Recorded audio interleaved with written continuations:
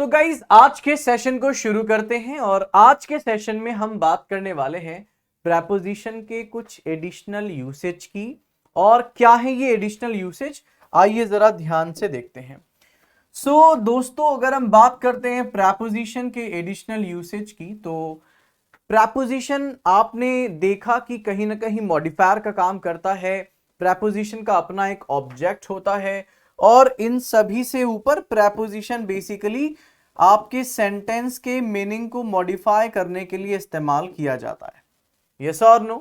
अब गाइज इसमें अगर हम आगे बढ़ते हैं तो आपको मैं सबसे पहले चीजों को बहुत स्पष्ट रूप से बताना चाहता हूं। आप कलम साथ रखें, नोट डाउन करते जाएं। प्रेपोजिशन के बाद हमेशा ऑब्जेक्टिव केस का प्रयोग होता है। सबसे पहली और इंपॉर्टेंट बात, आज के सेशन के जितने भी बिंदु हैं दे आर हाईली इंपॉर्टेंट। आप नोट करते जाना, एग्जाम में प्रश्न आज के सेशन से ज्यादा उठेगा, ये मैं आपको बताना चाहता हूं। सबसे पहली बात जो प्रेपोजिशन के बारे में हर एक स्टूडेंट को जाननी चाहिए, दैट इज प्रेपोजिशन के बाद ऑब्जेक्टिव केस का इस्तेमाल किया जाता है।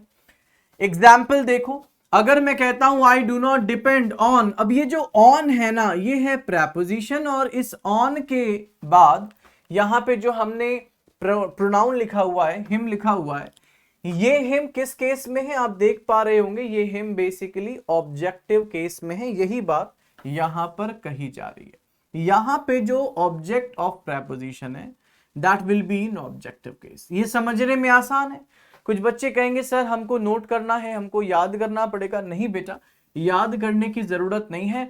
I have told you numerous time कि जब भी हम प्रेपोजिशन का प्रयोग करते हैं तो प्रेपोजिशन का प्रयोग हमेशा किसी ना किसी नाउन या फिर नाउन के अलावा प्रोनाउन के पहले किया जाता है। प्रेपोजिशन का प्रयोग नाउन या प्रोनाउन के पहले किया जाता है। एंड इसके अलावा मैंने आपको और भी बात बताई कि प्रेपोजिशन के बाद आने वाला नाउन या प्रोनाउन दरअसल उस प्रेपोजिशन का ऑब्जेक्ट होता है। यस और नो? प्रेपोजिशन के बाद आने वाला नाउन या प्रोनाउन उस प्रेपोजिशन का ऑब्जेक्ट होता है। और यही बात मैं आपको बताना चाहता हूं कि यहां पर जो ऑन के बाद हिम है वो बेसिकली इस प्रेपोजिशन ऑन का ऑब्जेक्ट है। I do not depend dash him, obviously on him, यानी ये जो हिम है ऑब्जेक्ट है। आप ऑब्जेक्ट को किस केस में लिखोगे? ऑब्जेक्टिव केस में लिखोगे। याद रखो, दो तरीकों से समझ सकते हैं। पहला, प्रेपोजिशन के बाद आने वाला नाउन या प्रोनाउन ऑब्जेक्टिव केस में होगा। दूसरा, ये याद रख लो प्रेपोजिशन के बाद ऑब्जेक्ट आता है, या ये याद रख लो कि प्रेपोजिशन के बाद प्रेपोजिशन का ऑब्जेक्ट आता है। या एक और बात याद रख सकते हो, सेंटेंस में प्रोनाउन या नाउन दो ही जगह आता है, या तो सब्जेक्ट के स्थान पर या तो ऑब्जेक्ट के स्थान पर। अब गाइस एग्जाम्पल दूसरा यहां पर देखो, ऑन यहां फिर से प्रेपोजिशन है, मी इस प्रेपोजिशन का ऑब्जेक्ट है। और प्रेपोजिशन का ऑब्जेक्ट हो या दुनिया का कोई भी ऑब्जेक्ट हो, ऑब्जेक्ट किस केस में होगा? ऑब्जेक्ट ऑब्जेक्टिव केस में होगा। Is this clear guys? अब यहां पे पहला पॉइंट हमने आपको समझाया। अब हम आगे बढ़ रहे हैं दूसरे पॉइंट पर। सेकंड पॉइंट क्या है जरा ध्यान से देखो। यदि दो ऐसे शब्दों को किसी कंजंक्शन यानी एंड और आदि से जोड़ना हो जिनके बाद भिन्न भिन्न प्रेपोजिशंस लगते हैं, इस्तेमाल आते हैं, तो इन शब्दों के साथ प्रयुक्त होने वाले प्रेपोजिशंस को स्पष्ट कर देना चाहिए। ये बहुत ही इंपॉर्टेंट एस्पेक्ट है। एग्जाम में एरर स्पॉटिंग में ऐसे कॉन्सेप्ट ज्यादा पूछे जाते हैं। आप सभी क्लियरली ध्यान से सुने, एरर स्पॉटिंग में ऐसे क्वेश्चंस ज्यादा उठते हैं, इस बात को समझते हैं। मैं एक बार आप सभी के सामने ये बात दोबारा समझाने का प्रयास कर रहा हूं, देखते हैं क्या मैं आपको समझाने में सफल हो पाता हूं या नहीं। पहले तो बात समझो, बात क्या कह रहा है। कह रहा है कि जब आप कंजंक्शन का प्रयोग करते हैं और कंजंक्शन का प्रयोग करके कुछ शब्दों को जोड़ते हैं, कौन से शब्द? ऐसे शब्द जो कि हमेशा प्रेपोजिशंस के साथ प्रयुक्त होते हैं। तो ऐसे में प्रेपोजिशन को क्लैरिफाई कर देना चाहिए, प्रेपोजिशन को स्पष्ट कर देना चाहिए, ये बात यहां पर कही जा रही है। सो कैसे प्रेपोजिशन को स्पष्ट कर देना चाहिए, कुछ एग्जाम्पल के थ्रू आपको बताता हूं। आप यहां पर कंजंक्शन एंड देख रहे होगे, आपने एंड का प्रयोग करके दो हिस्सों को जोड़ा है। कौन से वो दो हिस्से हैं, वो दो कौन से हिस्से हैं? अगर ध्यान से देखा जाए तो आप कहोगे सर मैं बताता हूं, दो हिस्से मुझे नजर आ रहे हैं। पहला है कॉन्शियस ऑफ और दूसरा इंगेज्ड इन। यानी आप कह सकते हो कि सर एक हिस्सा है कॉन्शियस ऑफ, दूसरा हिस्सा है इंगेज्ड इन। अच्छा, आप ये कहना चाह रहे हो कि अगर कोई दो ऐसे फ्रेज का इस्तेमाल हो जिसमें प्रेपोजिशंस अलग अलग आती हैं, तो हर इंडिविजुअल प्रेपोजिशन को आपको आइडेंटिफाई कर देना चाहिए। अगर भूल से मान लो यहां पर ऑफ मिटा दिया गया और कह दिया गया she is conscious and engaged in her work, तो ये हिस्सा गलत हो जाएगा। हां बेटा, मैं यही बात कह रहा हूं। मैं कहना चाह रहा हूं कि अगर दो ऐसे हिस्से हैं जिसमें प्रेपोजिशंस अलग अलग आती हैं, तो आप उन्हें छुपा नहीं सकते हैं, आप उनमें से किसी एक प्रेपोजिशन को दबा नहीं सकते हैं। क्योंकि वो दो अलग अलग फ्रेजेस अलग अलग प्रेपोजिशन से डिराइव होते हैं, आपको हर एक प्रेपोजिशन को सेपरेटली क्लियरली मेंशन करना होगा, तभी जाके उसके अर्थ साफ स्पष्ट निकलते हैं। तो गाइस, क्या आप सभी को क्लैरिटी मिली? क्या जो बात मैं आप तक कह रहा हूं आप सभी को क्लैरिटी मिली? तो उम्मीद है आप सभी को क्लियरली समझ आया होगा। अब यहां से आगे बढ़ेंगे, अब यहां से आगे बढ़ेंगे।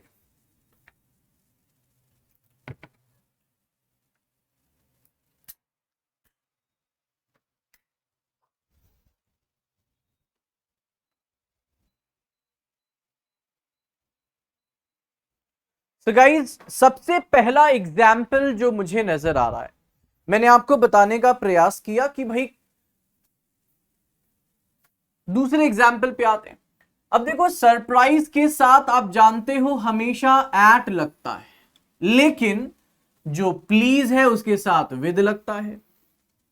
ये तो ऐसे फ्रेजेस हैं जिनके साथ अलग अलग प्रेपोजिशंस लगती हैं।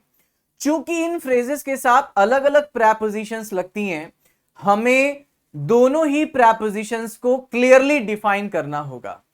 यानी कि आपने इसे चूंकि कंजंक्शन एज वेल एज से जोड़ा है, इसलिए ये जो प्रेपोजिशन एट है और ये प्रेपोजिशन विद है, दोनों को आपको मेंशन करना होगा। अगर भूल से आपने प्रेपोजिशन एट नहीं लिखी, अगर भूल से ऐसा कर दिया और सेंटेंस बना दिया I was surprised and pleased with her performance, तो ये एक गलत सेंटेंस माना जाएगा।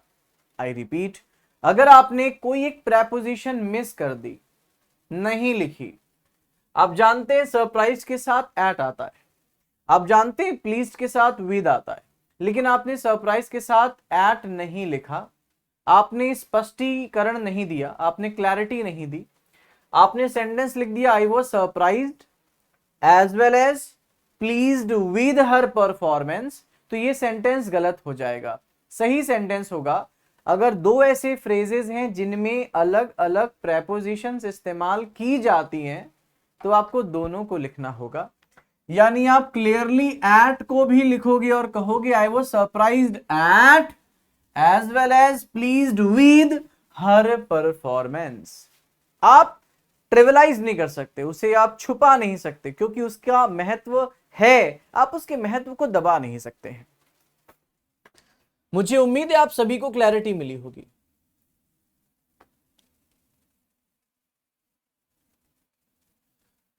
अब गाइस, तीसरे एग्जाम्पल को देखो। यहां पर आप ध्यान से देखोगे तो आप रियलाइज करोगे कि सीनियर एक ऐसा एडजेक्टिव है जिसके साथ देन का इस्तेमाल नहीं होता। सीनियर देन नहीं होता, लेकिन ओल्डर के साथ देन का प्रयोग होता है। सीनियर के साथ देन का प्रयोग नहीं बल्कि टू का प्रयोग होता है, इसलिए हम इस सेंटेंस को सही करेंगे। यहां पर यह सेंटेंस गलत है। क्यों गलत है? क्योंकि सीनियर और ओल्डर को आपने जोड़ा और ये दो ऐसे फ्रेज या शब्द हैं जो कि समान प्रेपोजिशन से नहीं जाते हैं। यहां पर आपने देन का इस्तेमाल तो किया है, परंतु सीनियर के साथ देन नहीं लगता, सीनियर के साथ TO2 प्रेपोजिशन टू लगती है। अब जाके ये सही बनेगा, he senior to and older than आई।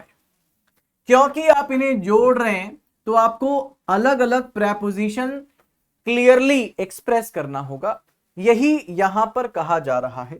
उम्मीद है आपको समझ आया होगा।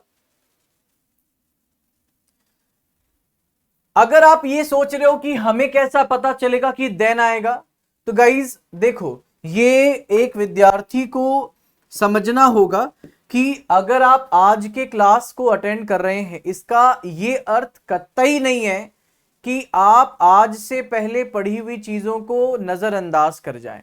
अगर आप ग्रेजुएशन के लास्ट ईयर में हैं, सेकेंड ईयर में हैं, आप इंटरमीडिएट पास हैं, आप एटलीस्ट ये तो समझ पा रहे होंगे कि ओल्डर एक कंपैरेटिव डिग्री है। कंपैरेटिव डिग्री के बाद देन का इस्तेमाल होता है। इसमें कोई ऐसा विचार नहीं था जिसको आप समझ ही ना सके। हालांकि अगर डाउट है कि कैसे पता चलेगा, तो याद रखो कंपैरेटिव डिग्री के बाद देन का इस्तेमाल होता है। सीनियर के साथ देन नहीं लगता, सीनियर के साथ टू का इस्तेमाल होता है। आपने बोला भी होगा ही सीनियर टू मी, यस और नो, ना कि देन। तो आप अपने पूर्व जितने भी आपके अनुभव हैं उनको आप खोए ना बेटा, आप एक कॉन्शियस विद्यार्थी बने। फिलहाल अगले एग्जाम्पल पे, हिज वॉच इज डिफरेंट। अब देखो यहां पर आप ध्यान से देखो, डिफरेंट के साथ देन नहीं लगता, डिफरेंट के साथ फ्रॉम लगता है। अगर आपने आज से पहले कभी डिफरेंट बोला है, आपको भी पता होगा कि फ्रॉम लगा के बोला है ना। तो डिफरेंट के साथ देन नहीं लगता। चीपर कंपैरेटिव डिग्री है, देन लगेगा, लेकिन डिफरेंट के साथ देन नहीं लगता। यानी आपको अब यहां पे स्पष्टीकरण, क्लैरिटी देनी पड़ेगी। एक ही प्रेपोजिशन से दोनों का काम इसलिए नहीं चल रहा क्योंकि ये फ्रेज इस प्रेपोजिशन को स्वीकारता नहीं है। मान लो अगर डिफरेंट के साथ देन लग रहा होता, तब आपको दो दो बार प्रेपोजिशन लगाने की जरूरत नहीं होती। आप बोलोगे चूंकि डिफरेंट के साथ फ्रॉम लगता है, तो हम बोलेंगे सही सेंटेंस हो जाएगा, his watch is different from and cheaper than mine. I hope आपको समझ आया होगा।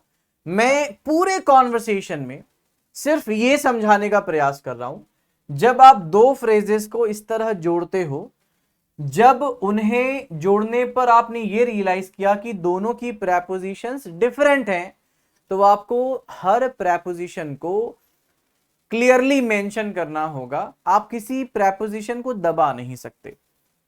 अब यहां पर देखो, younger comparative degree, taller comparative degree, younger के बाद भी देन लगता है, टॉलर के बाद भी देन लगता है। यहां पर आपको स्पष्टीकरण देने की जरूरत नहीं है। क्यों? क्योंकि ये दो ऐसे फ्रेजेस हैं जिनके साथ अलग अलग प्रेपोजिशन नहीं, एक ही प्रेपोजिशन इस्तेमाल हो रही है, एक जैसी प्रेपोजिशन इस्तेमाल हो रही है, इसलिए यहां स्पष्टीकरण देने की जरूरत नहीं है। आप कह दोगे she is younger and taller than her brother. मुझे उम्मीद है आपको क्लियरली समझ आया होगा कहां प्रेपोजिशन को क्लियरली मेंशन करने की जरूरत है और कहां पर कॉमन प्रेपोजिशन से काम चल जाएगा।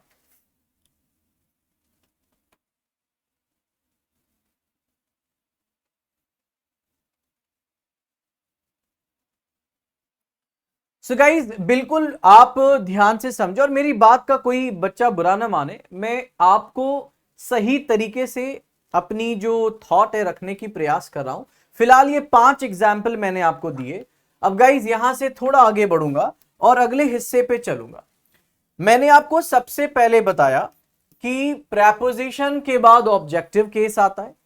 दूसरा मैंने बताया कि यदि दो ऐसे शब्दों को कंजंक्शन से जोड़ा जाए जिनके बाद भिन्न भिन्न अलग अलग डिफरेंट प्रीपोजिशन आती हैं, तो आपको उन दोनों या जितने भी शब्द में डिफरेंट प्रीपोजिशन आती हैं आपको इंडिविजुअली क्लैरिटी देनी पड़ेगी। हाँ, अगर भिन्न भिन्न नहीं आती, सेम प्रेपोजिशन आती है, तो आप इस तरह से कॉमनली इस्तेमाल कर सकते हैं, वरना आपको हर जगह स्पेसिफाई करना पड़ेगा।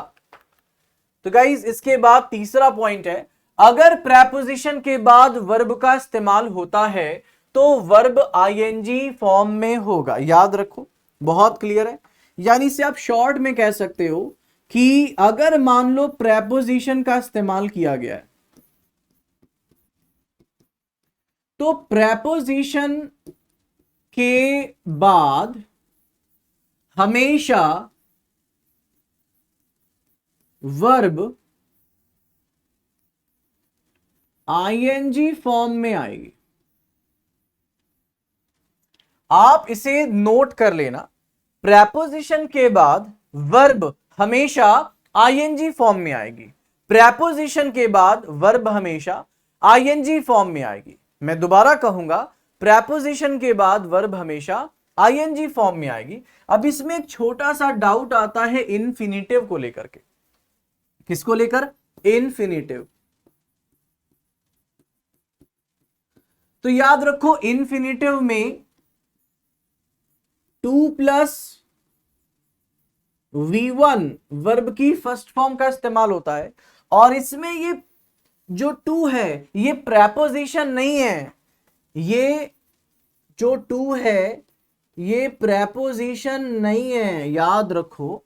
दरअसल ये 2+V1 वर्ब की फॉर्म है, इसको इंफिनिटिव वर्ब कहते हैं।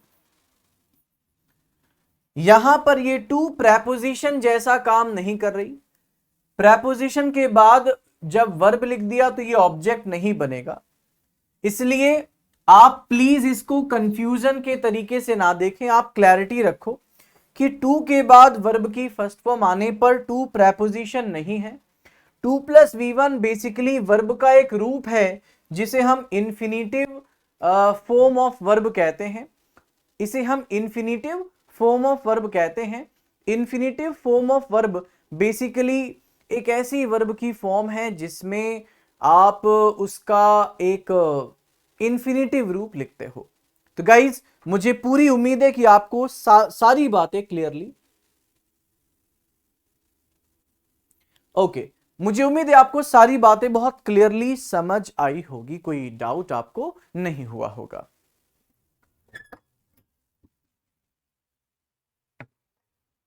चलो अब गाइज यहां से थोड़ा आगे बढ़ते हैं।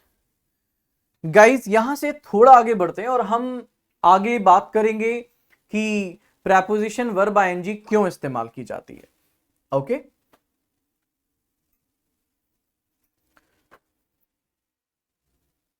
चलो, अभी सभी को क्लैरिटी है, कोई डाउट तो नहीं है guys?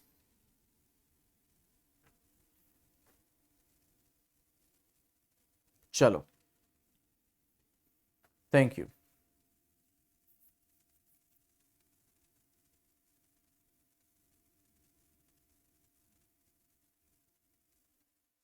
Just a moment, guys.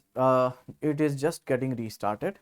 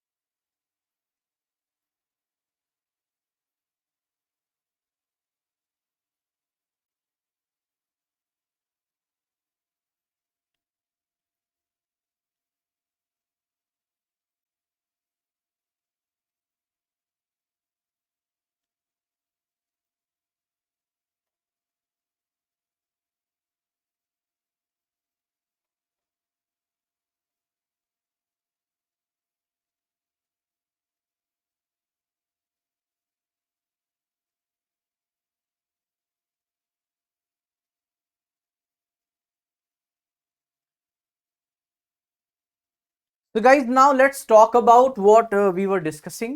Yes or no? तो कह रहा है कि अगर preposition के बाद verb का इस्तेमाल होगा, इन केस अगर preposition के बाद verb का इस्तेमाल होगा तो verb ing फॉर्म में ही होगा. एग्जाम्पल आप ध्यान से देख लो. I am looking forward to going to London. Question कह रहा है कि I am looking forward to going to London. अगर आप इस सेंटेंस को ध्यान से देखो तो आपको रियलाइज होगा कि आपने यहां पर जो वर्ब आईएनजी है उसका इस्तेमाल किया है, क्योंकि प्रेपोजिशन यहां पे टू है. अगर ये इन्फिनिटिव होता तो वो टू प्रेपोजिशन नहीं होती. He is afraid of. अब जब आपने ऑफ का इस्तेमाल कर दिया तो ऑफ के बाद आईएनजी फॉर्म ऑफ वर्ब आएगी, क्योंकि प्रेपोजिशन के बाद ऑब्जेक्टिव केस का इस्तेमाल होता है. या यूं कह लो प्रेपोजिशन के बाद वर्ब हमेशा आईएनजी फॉर्म में आती है. अब यहां पर गाइज मैं आपको एक छोटा सा एग्जाम्पल देना चाहूंगा और आपके डाउट्स को भी दूर करना चाहूंगा. क्या है अगला एग्जाम्पल और डाउट आखिर क्या होता है? तो देखो दोस्तों, बेसिकली प्रेपोजिशन में और इन्फिनिटिव फॉर्म में अक्सर बच्चों को डाउट होता है. एंड सबसे पहला डाउट जो बच्चों को होता है, मैं आपके सामने पहले उसको रख दूं. अगर मैं सेंटेंस लिख दूं फॉर एन एग्जाम्पल, अगर मैं सेंटेंस लिख दूं जैसे I want to drink this. मैं क्यों ये एग्जाम्पल सेंटेंस लिख रहा हूं मैं आपको ये बता भी देता हूं. बेसिकली आप अगर इसे ध्यान से देखेंगे तो रियलाइज करेंगे यहां पर टू के बाद ड्रिंक V1 है और यहां पे टू के बाद वर्ब आईएनजी है, और मैं आपको इसकी क्लैरिटी देने का ट्राई कर रहा हूं. ओके, ये वर्ब आईएनजी है और यहां पर आप देखें टू के बाद V1 है. तो दरअसल सबसे पहले तो आप इसे इस तरह से समझें कि यहां पर टू के बाद वर्ब आईएनजी का मतलब है कि ये वर्ब आईएनजी दरअसल नाउन है और इस टू को आप प्रेपोजिशन के तौर पे देख सकते हैं. और ये वर्ब आईएनजी जो नाउन है दरअसल इस प्रीपोजिशन के लिए ऑब्जेक्ट का काम कर रही है, और इसीलिए टू को मैंने यहां पर प्रेपोजिशन कहा. सिमिलरली ऑफ यहां प्रेपोजिशन है, ये वर्ब आईएनजी नाउन का काम कर रही है, प्रेपोजिशन के लिए ऑब्जेक्ट कहलाई.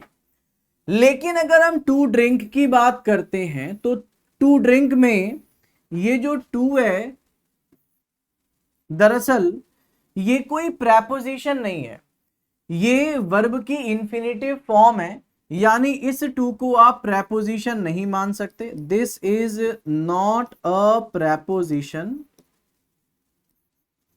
This is not a preposition. ये V1 ये बता रहा है कि ये पूरा 2 + V1 दरअसल वर्ब है. सभी को क्लियर है? तो आप प्लीज इन दोनों में डाउटफुल मत होना. अगर आईएनजी आया इसका मतलब है कि ये प्रेपोजिशन है, अगर V1 लिखा है तो ये दोनों ही वर्ब है. इसे इंफिनिटिव फॉर्म ऑफ वर्ब कहते हैं.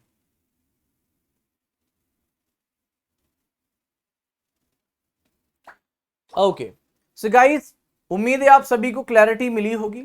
Again I would say, if you are facing any issue और you want to share anything with me, you can write me. You have my access. You can write me on Instagram. You can write me on WhatsApp. I will address your issue and will try to resolve it.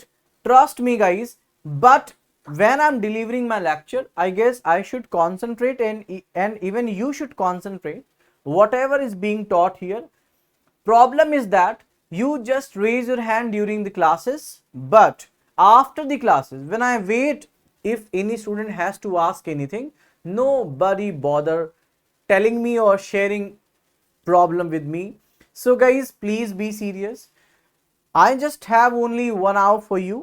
I would like to, give best of my efforts for this one particular hour, and for your resolution of the issues, if you are facing any language issue or you have any conceptual issue, we'll be discussing on 1-to-1. जिसे problem होगी उसके साथ discuss करेंगे, उसे राय मशवरा करेंगे. कोई अगर अलग से वीडियो देना होगा, आपको अलग से वीडियो सजेस्ट करूंगा, आपको कॉल पे ले लूंगा. I'll be sorting every problem, but during the lecture, please have patience and listen to me very, very carefully.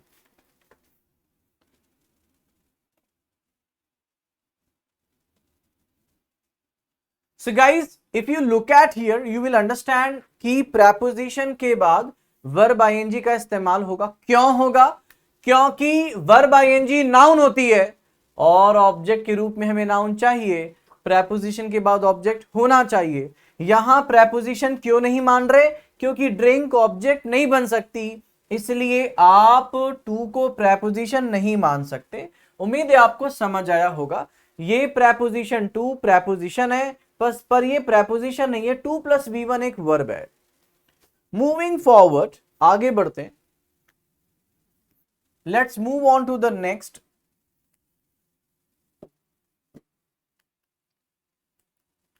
चलो नाउ गाइस, अगला जो हिस्सा है वो क्या है, ध्यान से देखो. कह रहा है कि होम शब्द के पहले किसी प्रेपोजिशन का प्रयोग नहीं होता. ये बहुत इंपॉर्टेंट बात है और ये एक एग्जाम्पल है, इससे कॉन्सेप्ट ड्राइव होगा. उस कॉन्सेप्ट को भी हम ध्यान से देखेंगे. होम शब्द के पहले किसी प्रेपोजिशन का इस्तेमाल नहीं होता, प्रयोग नहीं होता, यदि इसके पहले आपको कुछ खास वर्ब दी गई है. जैसे आपने अगर ब्रिंग लिख दिया और ब्रिंग के बाद आपने होम लिखा तो प्रेपोजिशन नहीं लगेगी. आपने गो वर्ब का इस्तेमाल किया, गो के बाद होम लिखा, प्रेपोजिशन नहीं लगेगी. आपने गेट वर्ब का इस्तेमाल किया, गेट के बाद होम शब्द लिखा, प्रेपोजिशन का इस्तेमाल नहीं होगा. इसी तरीके से अराइव के साथ आगे अगर होम हो तो प्रेपोजिशन नहीं लगेगी. रीच के बाद अगर होम शब्द हो तो प्रेपोजिशन का इस्तेमाल नहीं होगा. क्यों नहीं होगा, आइए इसको डिस्कस करते हैं. तो गाइज, इसको डिस्कस करने के लिए I would like to give you some very clear examples. मैं आपको कुछ खास क्लियर एग्जाम्पल देना चाहूंगा. And these example would be,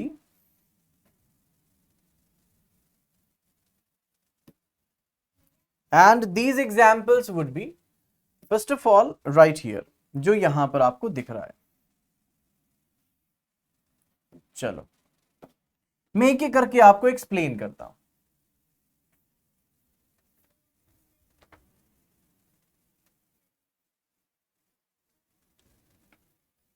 चलो सो गाइज, अगर मान लो कि मैंने लिखा कि आई एम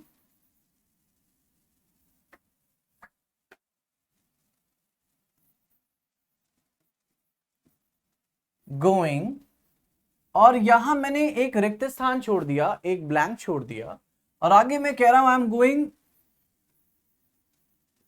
स्कूल. ओके, मेरा एक और एग्जाम्पल है for your better understanding.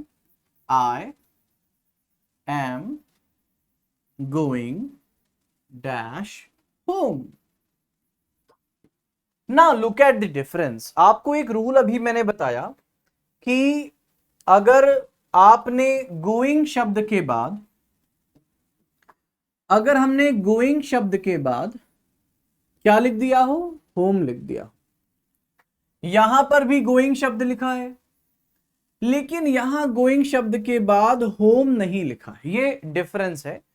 एक जगह गोइंग शब्द के बाद होम लिखा है और एक जगह गोइंग शब्द के बाद होम नहीं लिखा है. ये डिफरेंस है. तो मुद्दा ये है, एजेंडा ये है कि आखिर प्रेपोजिशंस कैसे डिसाइड होगी. तो गाइस देखो, यहां गोइंग स्कूल के बीच में हम टू लगाएंगे क्योंकि यहां हम डायरेक्शन दे रहे हैं और ये जो डायरेक्शन है दरअसल हम ये बताना चाहते हैं कि वो जो जा रहा है किधर जा रहा है। टू बन गई प्रेपोजिशन, स्कूल बन गया ऑब्जेक्ट, और ये दोनों बेसिकली वर्ब को डिफाइन करेंगे, है ना। ये दोनों बेसिकली वर्ब को डिफाइन करेंगे। तो टू स्कूल क्या है, डायरेक्शन है, यानी आपने प्रेपोजिशन प्लस ऑब्जेक्ट का इस्तेमाल किया। लेकिन जब आप गोइंग प्लस होम की बात कर रहे हैं तो याद रखो ये जो होम है ना, दरअसल इसकी अगर हम पार्ट्स ऑफ स्पीच की बात करें तो यहां पर ये नाउन का काम नहीं कर रहा है। मैं फिर से कह दूं, यहां स्कूल नाउन का काम कर रहा है, विद्यालय। लेकिन आई एम गोइंग होम में होम नाउन का काम नहीं कर रहा। अब क्वेरी है, सर अगर नाउन का काम नहीं कर रहा तो फिर किसका काम कर रहा है? तो गाइज मैं आपको बता दूं, यहां पर होम दरअसल एक एडवर्ब है। यहां पर होम दरअसल एक एडवर्ब है, और आई एम गोइंग होम में चूंकि ये एडवर्ब है तो ये याद रखो एडवर्ब के पहले प्रेपोजिशन का इस्तेमाल नहीं होता। एडवर्ब के पहले प्रेपोजिशन का इस्तेमाल नहीं होता क्योंकि प्रेपोजिशन प्लस नाउन खुद में एडवर्ब या एडजेक्टिव जैसा काम करते हैं, इसलिए एडवर्ब के पहले प्रेपोजिशन का इस्तेमाल नहीं होता। इसलिए आप यहां पर होम के साथ प्रेपोजिशन नहीं लगा रहे। यहां ये होम नाउन नहीं है, यहां ये होम एडवर्ब है। आपको बस ये समझने की जरूरत है। सभी को क्लियर है गाइस? सभी को क्लियर है? अब यहां से आगे बढ़ते हैं और कुछ खास बातों को समझने का प्रयास करते हैं। I went home by car. देखो यहां भी आपको वेंट के साथ प्रेपोजिशन लगाने की जरूरत नहीं पड़ी। आप सीधे आसानी से एग्जाम्पल विदाउट प्रेपोजिशन लिख सकते हैं। याद रखना, ब्रिंग के बाद, गो के बाद, गेट के बाद, अराइव के बाद, रीच के बाद अगर होम आता है तो इन सभी के बाद यदि होम का प्रयोग हो तो दरअसल ये होम इस समय एडवर्ब बन जाते हैं और प्रेपोजिशन का इस्तेमाल नहीं होता। लेकिन कह रहा है किंतु यदि होम के पहले कोई पॉसेसिव केस दिया हो, जैसे my, your, his, her, our, their. Example के लिए वापस चलते हैं गाइस यहीं पर। अगर मान लो कि मैंने यहां पर लिख दिया, फॉर एग्जाम्पल उदाहरण ले रहा हूं, कि मान लो मैंने लिख दिया कि I am going your home, मैं तुम्हारे घर जा रहा हूं। अब मुझे यहां पर ये क्लैरिटी मिली, ओके योर होम लिखते ही अब ये होम एडवर्ब नहीं रह गया, अब ये बन गया नाउन, और चूंकि ये नाउन बन गया हम प्रेपोजिशन लगा देंगे। समझ आया गाइस? यानी ये प्रेपोजिशन का मामला होम शब्द के लिए नहीं है, एडवर्ब के लिए। एडवर्ब के पहले प्रेपोजिशन नहीं लगती है। जब ये होम एडवर्ब होगा प्रेपोजिशन नहीं लगेगी। योर होम में होम एडवर्ब नहीं बल्कि नाउन है, यानी ये ऑब्जेक्ट का काम करेगा, अब इसे प्रेपोजिशन देनी पड़ेगी। तो गाइज मुझे उम्मीद है आपको ये बात क्लियरली समझ आई होगी। एग्जाम्पल भी आप यहां पर देख सकते हो। मैंने आपके सूझबूझ के लिए, आपकी समझ के लिए एग्जाम्पल भी रखा है।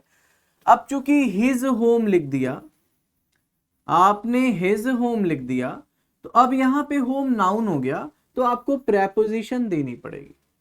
आप राम के घर जा रहे, सियावर रामचंद्र के घर जा रहे हैं, तो आप टू लगा देंगे, क्योंकि अब यहां पर पॉसेसिव केस इसे नाउन डिक्लेयर कर रहा है। इसके अलावा कुछ और खास बातें जो आपको जाननी चाहिए, they are stress, emphasise, investigate,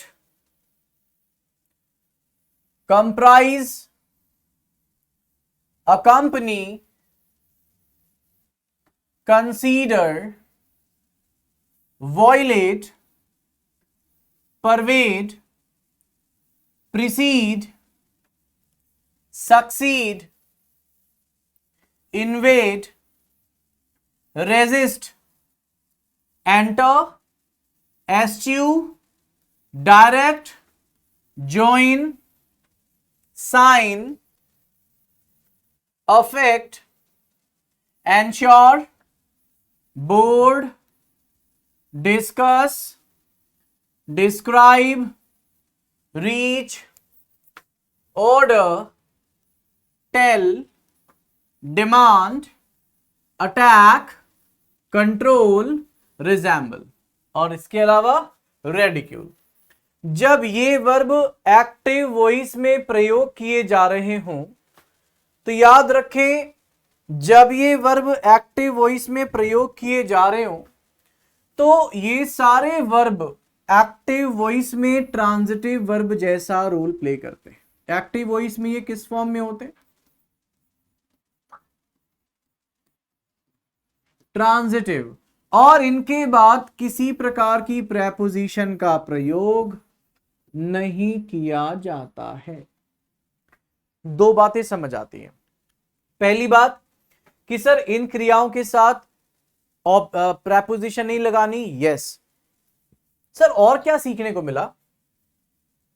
सीखने को यह मिला, अगर कोई भी ट्रांजिटिव वर्ब होगी, कोई भी ट्रांजिटिव वर्ब होगी तो ट्रांजिटिव वर्ब के बाद भी प्रेपोजिशन का इस्तेमाल नहीं करेंगे।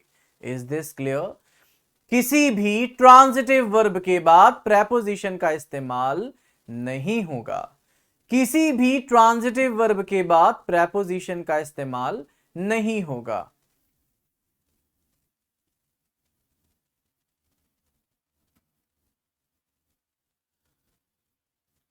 सो गाइस, उम्मीद है आप सभी को क्लियरली समझ आया होगा।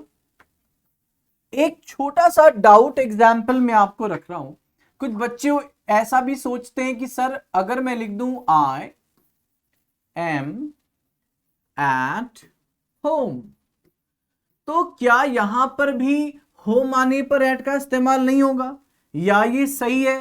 ध्यान से देखो, हमारी वर्ब यहां पर एट है, सॉरी एम है।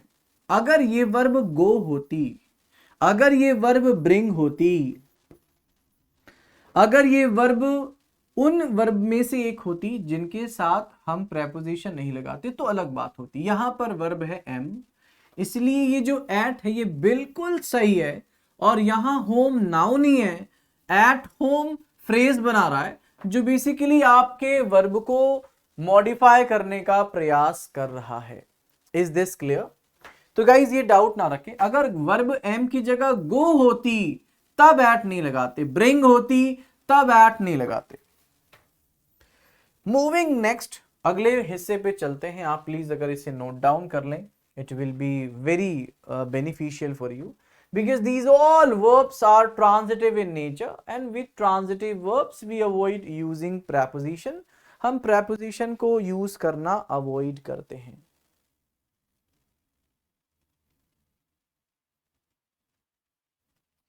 ट्रांजिटिव वर्ब को आइडेंटिफाई करने का बहुत सिंपल सा तरीका है। जैसे मैं आपको एग्जाम्पल के लिए समझाने के लिए कुछ तरीके अपना रहा हूं। इसका सबसे जो बेसिक तरीका है वो मैं आपके सामने रखता हूं। देखो ध्यान से,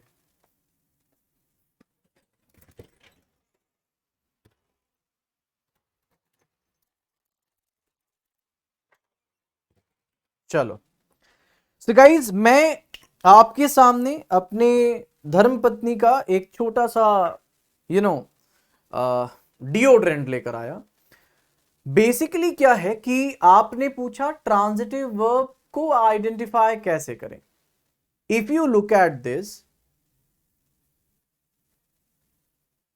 you will realize and understand कि अगर मैं स्प्रे करना चाहता हूं तो मुझे इस बॉटल पर एक्शन करना होगा।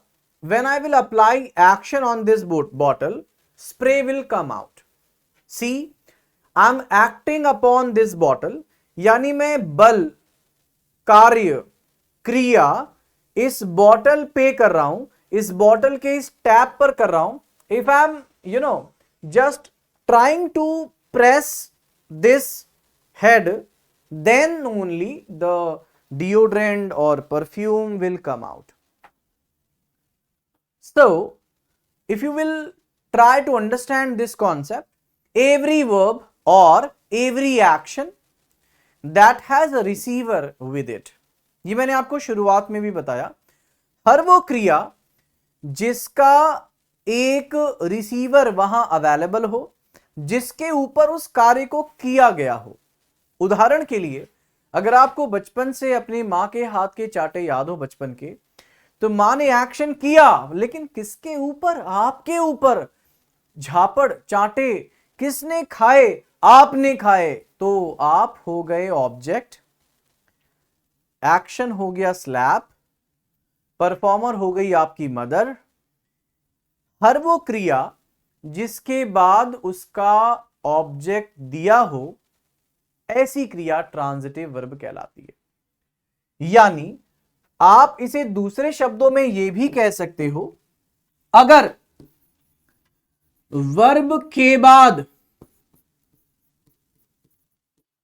ऑब्जेक्ट दिया होगा, अगर वर्ब के बाद ऑब्जेक्ट दिया होगा, तो ये वर्ब कैसी होगी? ट्रांजिटिव। तब हम प्रयास करेंगे कि इस ऑब्जेक्ट के पहले, क्योंकि इस वर्ब के बाद ऑब्जेक्ट दिया है, यानी वर्ब के ऑब्जेक्ट के पहले प्रेपोजिशन का इस्तेमाल नहीं करेंगे।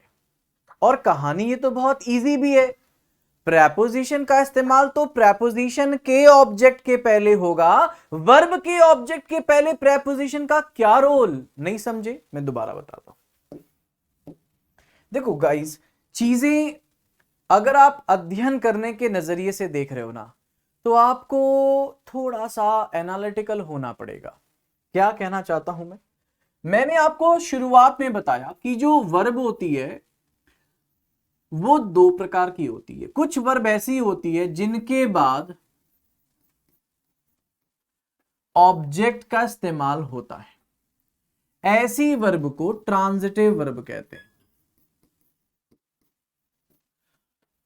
कुछ ऐसी वर्ब होती हैं जिनके बाद ऑब्जेक्ट नहीं आता,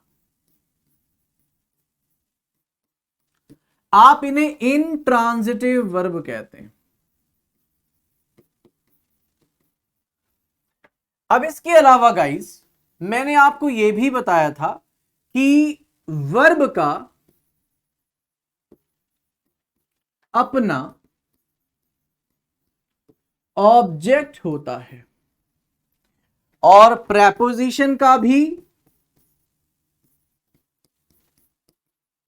अपना ऑब्जेक्ट होता है। वर्ब का अपना ऑब्जेक्ट है, प्रेपोजिशन का अपना ऑब्जेक्ट है, दोनों के अपने अलग अलग ऑब्जेक्ट हैं। अब आप अगर इस बात को समझ गए तो आप यहां पर यह कह सकते हो कि सर ओके, अब मैं समझा, अगर किसी वर्ब के बाद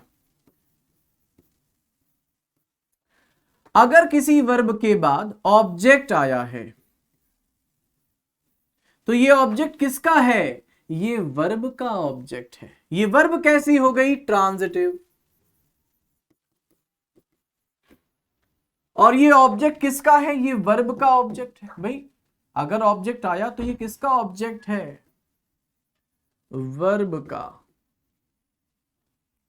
अब आप मुझे बताओ, अगर कोई कहे कि मैं यहां प्रेपोजिशन लिखना चाहता हूं, तो प्रेपोजिशन हम उसे लिखने नहीं देंगे। क्यों?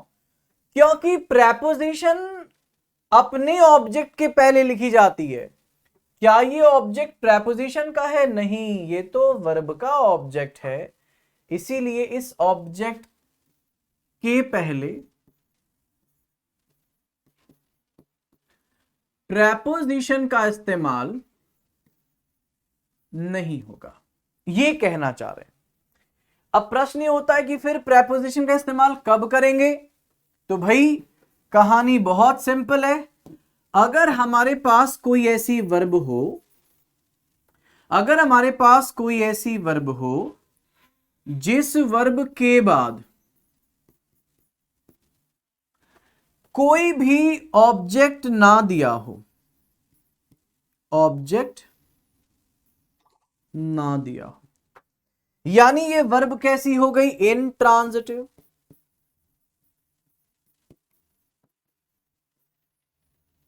इंट्रांजिटिव के बाद ऑब्जेक्ट नहीं होगा। ऐसे सिचुएशन में आप क्या करोगे? प्रेपोजिशन का इस्तेमाल करोगे, और प्रेपोजिशन के बाद आप प्रेपोजिशन का ऑब्जेक्ट लिखोगे। अब इस ऑब्जेक्ट का संबंध वर्ब से नहीं है, इस ऑब्जेक्ट का संबंध प्रेपोजिशन से है। ये किसका ऑब्जेक्ट है? ये प्रेपोजिशनल ऑब्जेक्ट है। सभी को क्लैरिटी मिली? सभी को समझ आया?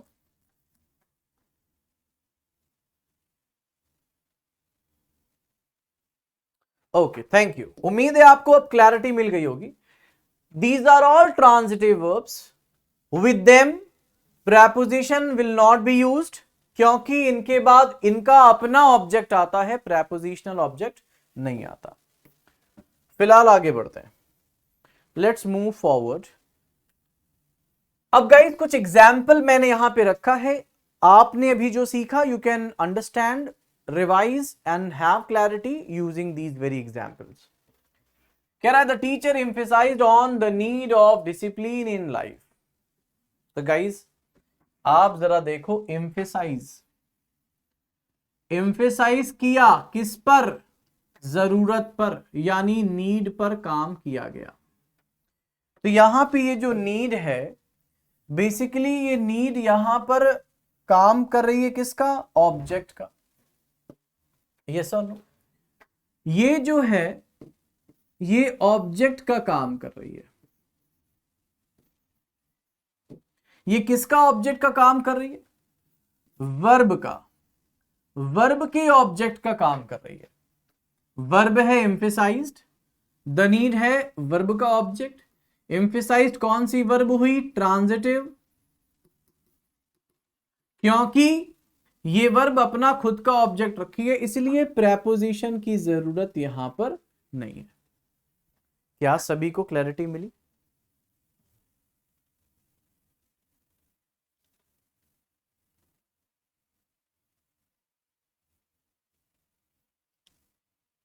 ओके, चलो, thank you. I have ordered for a cup of T. यहां पर ध्यान से देखो, ऑर्डर्ड। Ordered what? अगर मैं आपसे पूछूं ऑर्डर्ड व्हाट, तो जवाब आएगा अ कप ऑफ टी, यानी ये वर्ब का ऑब्जेक्ट है। कौन? Cup of T. Cup of T क्या है? वर्ब का ऑब्जेक्ट। कप ऑफ टी है वर्ब का ऑब्जेक्ट। और गाइस चूंकि ये वर्ब का ऑब्जेक्ट है, इसलिए आप कह सकते हो ये वर्ब हो गई ट्रांजिटिव। और चूंकि ये वर्ब ट्रांजिटिव है, now we are very clear about this कि फॉर का इस्तेमाल नहीं होगा, क्योंकि वर्ब के ऑब्जेक्ट यानी ट्रांजिटिव वर्ब के पहले बाद प्रेपोजिशन का इस्तेमाल नहीं होता। I shall discuss about the problem with you. So discuss what? When you say discuss about, so discuss what? Discuss the problem. यानी डिस्कस वर्ब का अपना खुद का एक ऑब्जेक्ट है, और इसलिए डिस्कस वर्ब ट्रांजिटिव हुई। और डिस्कस वर्ब के पहले ये जो अबाउट लिखा है, इसका इस्तेमाल नहीं होगा। He described about. Again guys ध्यान से देखो, आप रियलाइज करेंगे कि डिस्क्राइब के बाद फिर से यहां पर अबाउट का इस्तेमाल करने की कोई जरूरत नहीं है, क्योंकि he described what? The incident. Since we have the object to the verb, ये वर्ब का ऑब्जेक्ट है। Ordered what? A cup of tea. Emphasized what? The need. क्योंकि वर्ब का अपना ऑब्जेक्ट मिल रहा है तो इस प्रेपोजिशन की कोई आवश्यकता नहीं है। तो मुझे उम्मीद है गाइस आप सभी को बहुत क्लैरिटी मिली होगी। Okay, thank you. So guys आगे बढ़ते हैं। अब गाइस कुछ खास बातें और हैं जो आपके एग्जाम के क्वेश्चंस को सॉल्व करेंगी।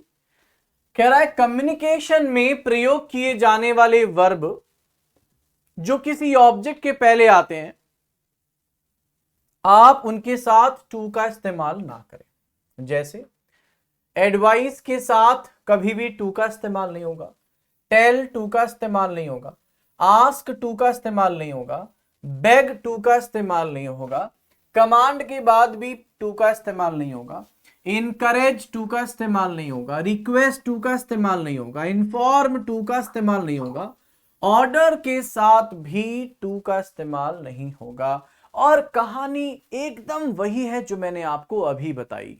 क्या? एडवाइस ट्रांजिटिव वर्ब है, टेल ट्रांजिटिव वर्ब है, से इंट्रांजिटिव है बल्कि टेल ट्रांजिटिव वर्ब है, आस्क ट्रांजिटिव वर्ब है, बेग ट्रांजिटिव वर्ब है, command, encourage, request, inform, order transitive verbs हैं। ट्रांजिटिव वर्ब्स के साथ कभी भी प्रेपोजिशन का इस्तेमाल नहीं होता, हेंस हम प्रेपोजिशन या टू इस्तेमाल नहीं करेंगे। उम्मीद है आपको क्लियरली समझ आया होगा।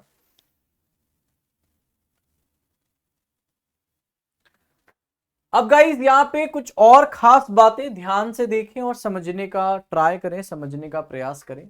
से, सजेस्ट और प्रपोज, मैं दोबारा कहूंगा, से, सजेस्ट, प्रपोज, इनके बाद टू का प्रयोग होगा। यानी सजेस्ट का फिक्स प्रीपोजिशन टू, से का फिक्स प्रीपोजिशन टू और प्रपोज का फिक्स प्रीपोजिशन टू है। और ऐसा आप तब करते हैं जब ऑब्जेक्ट के रूप में कोई पर्सन हो। यानी if you say something to somebody तो समबडी के लिए आप टू लगाते हो, से टू समबडी होता है। यानी आप इसे इस प्रकार समझेंगे, पहला से टू somebody, सजेस्ट और प्रपोज के साथ भी आप सेम ही करते हो, यहां पर भी आप करोगे suggest to somebody, propose to somebody। यानी इस तरीके से हम इसका इस्तेमाल करते हैं। सभी को क्लियर है? चलो अब एग्जाम्पल यहां पे ध्यान से देखो, सीखो, समझने का प्रयास करो। You suggested to him that he should leave the place। तो गाइस चूंकि यहां पे ये पर्सन है, चूंकि यहां पे somebody है, इसलिए आपने टू का इस्तेमाल किया है। गाइस बहुत क्लियरली देखो, अगर यहां पे ये पर्सन नहीं होता तो सीधे दैट लगा देते। चूंकि यहां पर्सन है तो आपको टू का इस्तेमाल करना पड़ेगा। शी सेड टू मी, क्योंकि आपने से का इस्तेमाल किया और यहां पे पर्सन है इसलिए आपको टू का इस्तेमाल करना पड़ा। गाइज मुझे पूरी उम्मीद है कि आपको थोड़ी क्लैरिटी मिली होगी। एग्जाम में अगर आपको सजेस्टेड के बाद पर्सन दे और प्रेपोजिशन ना दे, आप टू ऐड करेंगे, क्योंकि सजेस्ट से और प्रपोज के बाद अगर पर्सन व्यक्ति हो तो टू का इस्तेमाल किया जाता है। गाइज मैं पहले भी बता चुका हूं, मैं इस बात को दोबारा बता देता हूं ताकि बच्चों के पास कम्युनिकेशन पहुंचे, किसी को भी डाउट नहीं हो। वरना मैं हमेशा कह रखा हूं कि कोई भी डाउट हो सीधे आप व्हाट्सएप कर दो, सीधे आप इंस्टाग्राम पे मैसेज कर दो। गाइज कल के सेशन के साथ आप सभी जानते हैं कुछ टेक्निकल ग्लिच आया था, स्क्रीन पर तरह तरह के चिन्ह आपको दिख रहे थे, है ना, बार बार कैमरा स्लीप मोड में चला जा रहा था। दैट इज वाई पूरा लेक्चर ऑलरेडी रिकॉर्ड करके आप तक दे दिया गया है, टीम तक दे दिया गया है। It will be uploaded with in an hour, जैसा मुझे बताया गया। आप सभी इसे प्लीज कल सुबह तक देख लेना, एक और एक्सटेंशन रख लो, कल सुबह तक आपको पिछले कल का वीडियो मिल जाएगा बेटा।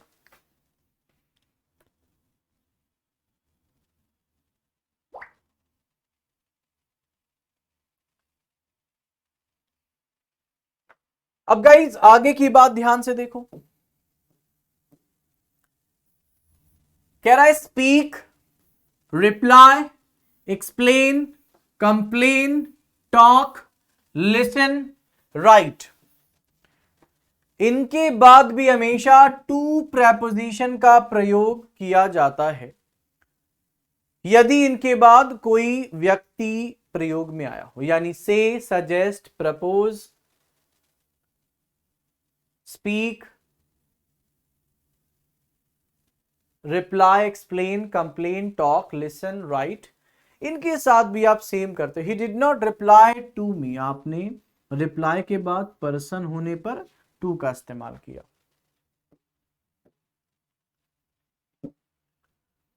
अब गाइस ध्यान से देखें, यहां पर बहुत इंपॉर्टेंट बात की जा रही है, बहुत ही इंपॉर्टेंट बात की जा रही है। कह रहे हैं कि प्रेपोजिशन के दृष्टिकोण से, प्रेपोजिशन के दृष्टिकोण से वर्ब के साथ प्रयुक्त ऑब्जेक्ट पर ध्यान दें, यानी आपको यहां पर ऑब्जेक्ट पे ध्यान देना है।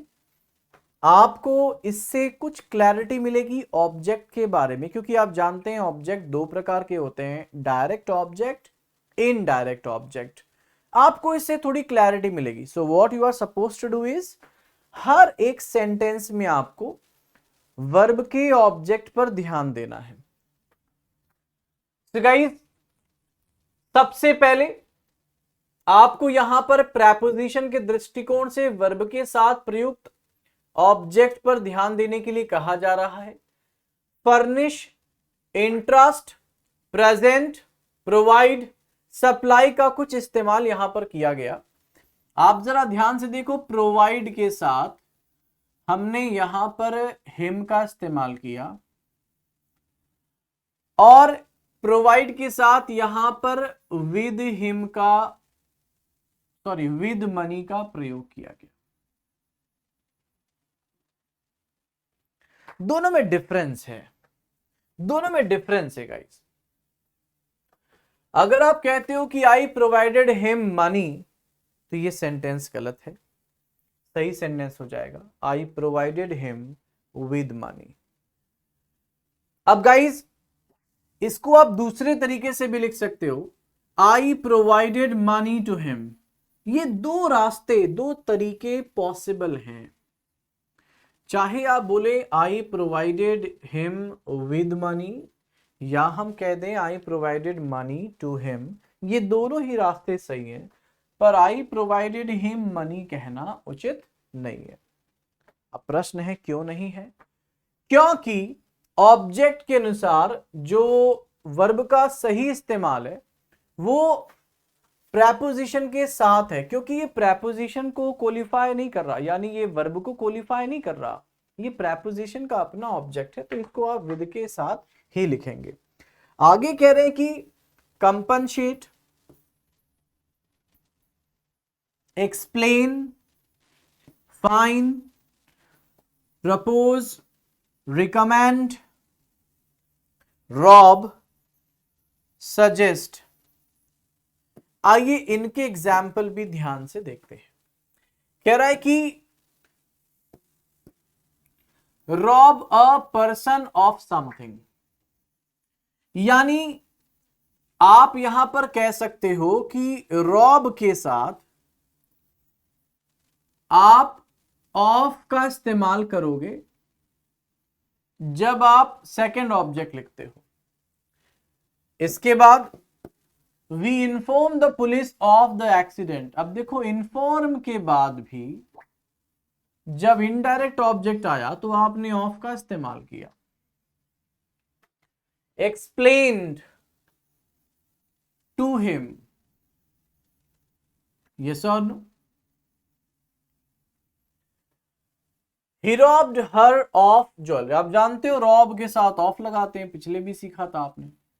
तो इस तरीके से आप अपने ऑब्जेक्ट को लिखते हैं। उम्मीद है आपको समझ आया होगा, क्लियरली समझ आया होगा गाइस।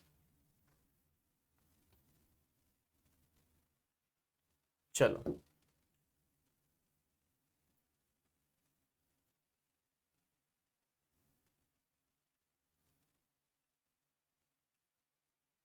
चलो, तो गाइज ये थी आज की क्लास के कुछ हिस्से जो कि प्रेपोजिशन पर आधारित थे।